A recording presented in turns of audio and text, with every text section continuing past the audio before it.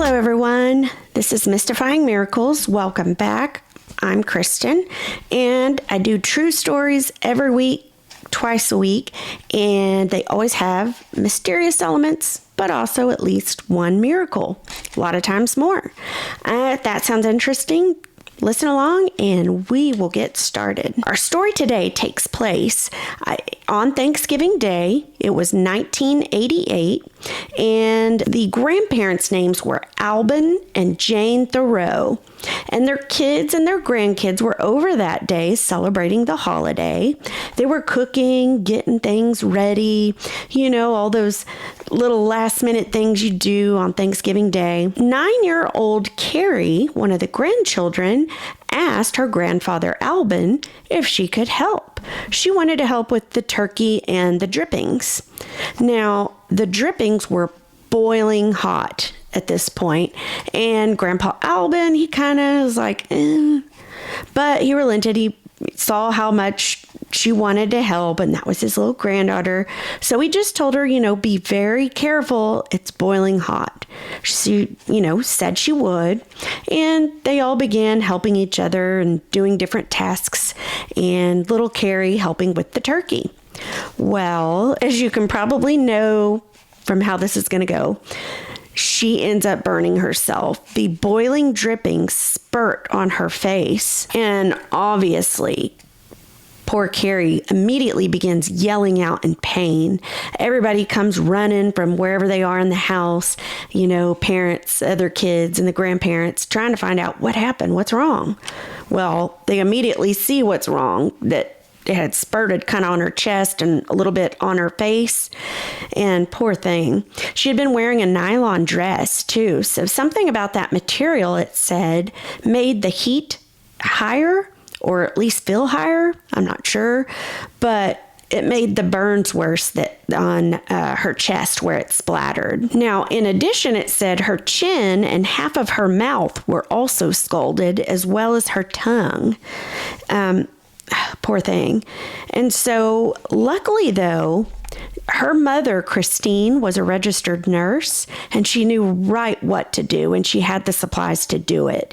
So she went right away to treating Kari's wounds and burns and bandaging them up. She decided to do it there at home because she knew the routine since she worked in a hospital, and they do the same thing. So instead of taking her to the ER, she just did it there at home. So after she bandages her up and all that good stuff, she puts Kari to bed just to get her some rest if at all possible. Well, with burns, those, if you've ever been burned badly, most people have, at least a little bit from cooking or whatnot, it hurts tremendously because of the nerves.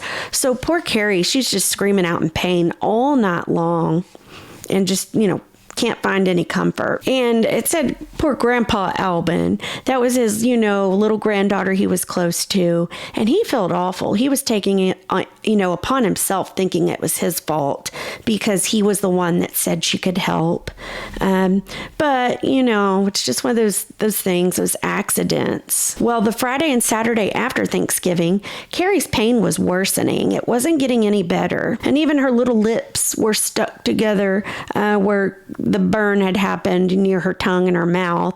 So she couldn't even open her mouth to eat. They were having to give her liquids through a straw, and even do that very carefully. And when the grandparents saw she just wasn't getting better and she was still screaming out in pain, they suggested that they take her to a service, and Grandpa Albin had tickets. So it was a special healing service, it said.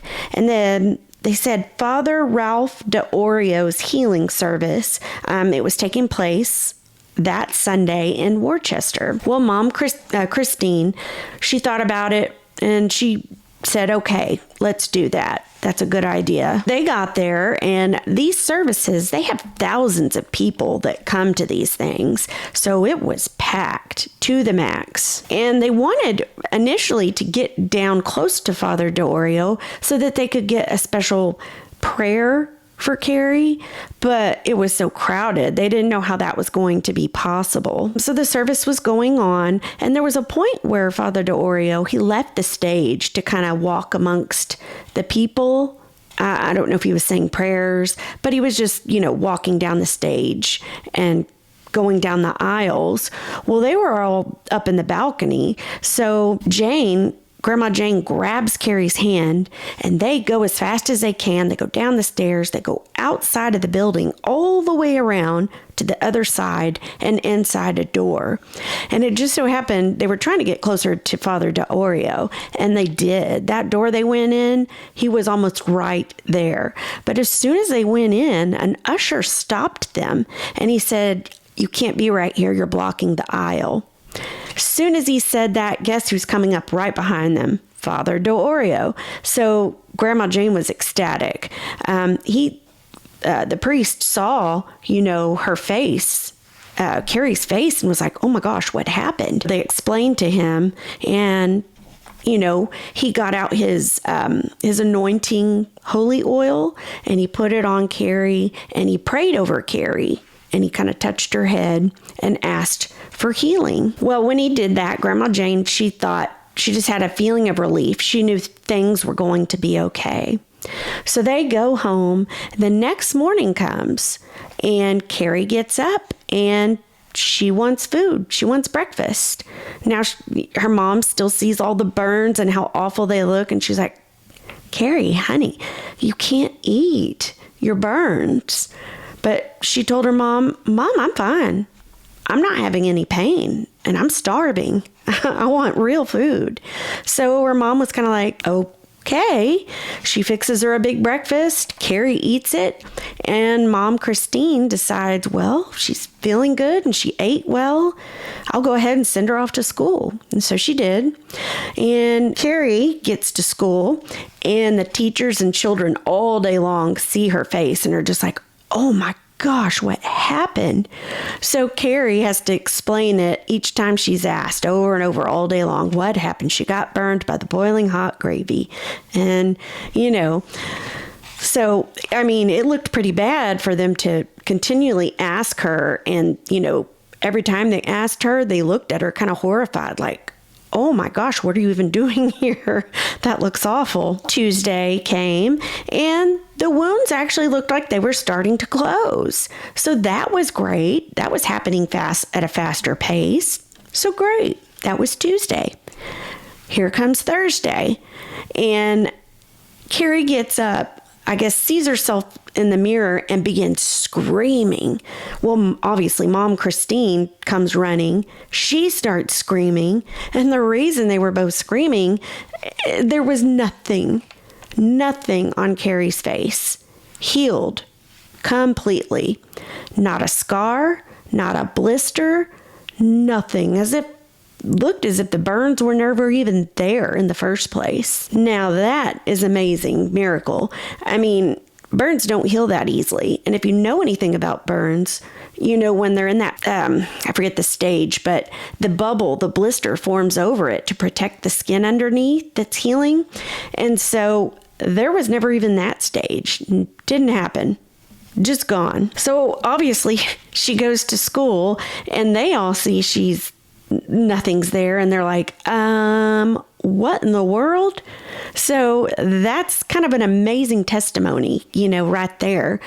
All the kids, students, and teachers being able to see that healing and that miracle happen. And obviously Grandpa Alvin, he was overjoyed. He cried tears of joy, and he went to a special prayer service that night at his church just to thank God for the healing. Again, if you think about that, God allowed her to go to school looking like that, the terrible burns, even though she didn't feel pain that day. He wanted, obviously, other people at school to see that, and then see just a couple days later, nothing, completely healed. So everyone was astonished, and everyone was able to witness that miracle. That is so cool. I love it. Short, to the point, I love it. Great miracle. Of course, all miracles are great. I really liked this one as I do all of them. I hope you did too. I appreciate you guys watching. And just remember to give a thumbs up, like it, subscribe, share if you'd like. And I hope to see you guys for the next one. Thank you so much.